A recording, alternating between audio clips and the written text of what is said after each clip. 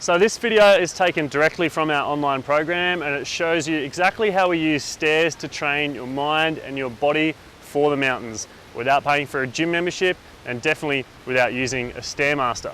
It's designed carefully so you improve steadily over the weeks of training, setting and achieving new goals as you go through the program. Now, our full programs include other elements that are crucial like strength, endurance, cardiovascular intervals and so on. If you'd like to try the free week of the program, I'll be explaining how you can do that at the end of this video. So you'll see the details of this example session below. We're aiming to achieve 150 vertical meters with a 5 kilo pack on our backs, and the goal is to complete this under 18 minutes, which is pretty doable if you keep the rest to a minimum. If you've been doing this kind of training for a while and you're fairly comfortable with that, try doubling both those parameters and see how you go. Now, before you get started, what is really important is that we warm the body up.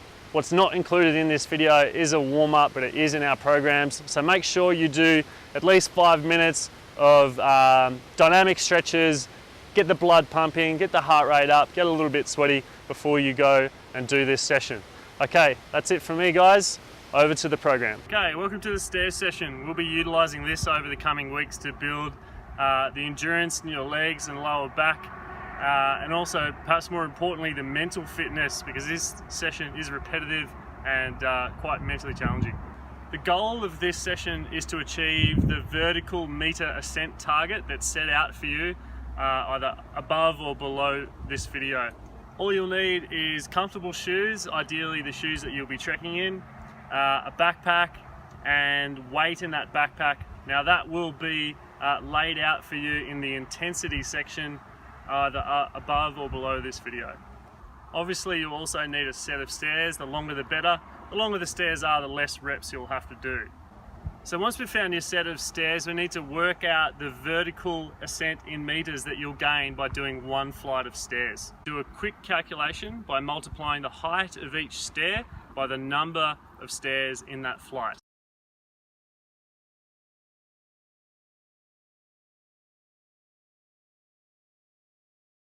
Then we divide the ascent target for this session by the number of meters gained in one flight, and that's how we find out how many laps you have to do in this session. So for example, let's say we have a vertical ascent target today of 300 meters, and my staircase behind me here has 25 stairs, each are 20 centimeters high.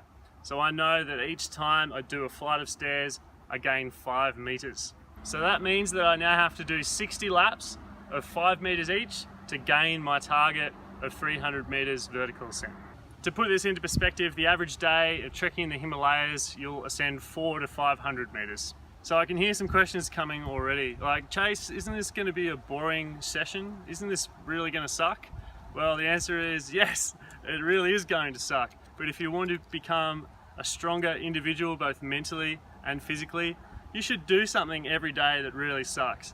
You're going to be stronger by choosing to do something that perhaps is not that enjoyable, but is going to be good for you. Now, over the course of the training, I'll be adjusting the pack weight and the height in vertical meters to account for the other training that you'll be doing during the week, to make sure you're fully prepared and to allow you to recover over the weeks of training that you're doing.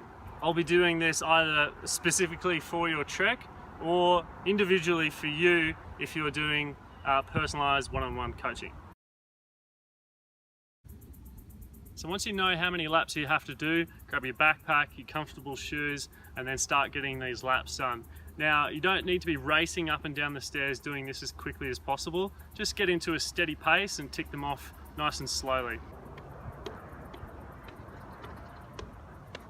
So a couple of important things. You want to keep count. Don't lose track of how many reps that you've done. And you also need to be careful on the way down. That's where most of the injuries are going to happen. If you've got handrails, feel free to make the most of them, use them, so you're being safe and under control through the session. The last thing we want to do is injure you in training. Well, in my 6 years of training people for the mountains, this has only happened once, and it was someone who lived in a very remote community in one of the flattest parts in the world in Kansas. And what we ended up doing was just using a box rather than the stairs. So we measure the box height and we use that to accumulate our target ascent in meters.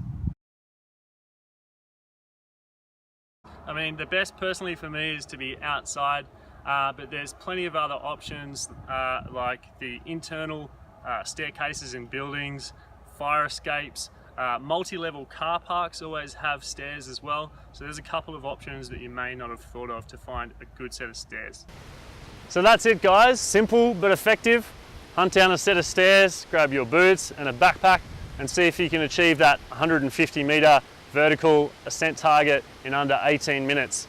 Below there's a cheat sheet you can download which has all the details of the video that I've just gone through, so you don't have to watch it again. Once you've done the session, come back and let me know in the comments section how you did, what pack weight did you use and how long did it take you. I'd love to know. So the next step is to get access to the free week of our Trek Starter program, where you're going to learn a whole lot more about training and preparing your mind and body for the mountains. So in that week we'll cover some strength moves for our lower body. We'll also learn why core strength is so important for trekkers and climbers, and we'll also learn how to recover adequately from the increased efforts that we'll be putting in, week out in the further training program. Which means when you take the first steps on your trek, you'll be feeling strong, confident, and fitter than you've ever been. The program is set up to start every Monday, so make sure you join before at least the Sunday night of the week that you want to start. And numbers for this are limited guys, so don't delay any longer. The sooner that you start training, the fitter you'll be for your trek. Look, the timing's never going to be perfect to start an exercise program. You just have to start and make it work and make it fit with your lifestyle. But I guarantee you, as soon as you start moving, sweating and improving with this program, you'll be feeling more energized, you'll be thinking clearer, and that's not just going to help you prepare for a trek, that's going to help you in almost every facet of your life. Look, basic movements done with consistency and focus will improve you every time. I'm looking forward to chatting with you inside the program and maybe even one day hanging out with you here in Nepal. See you soon.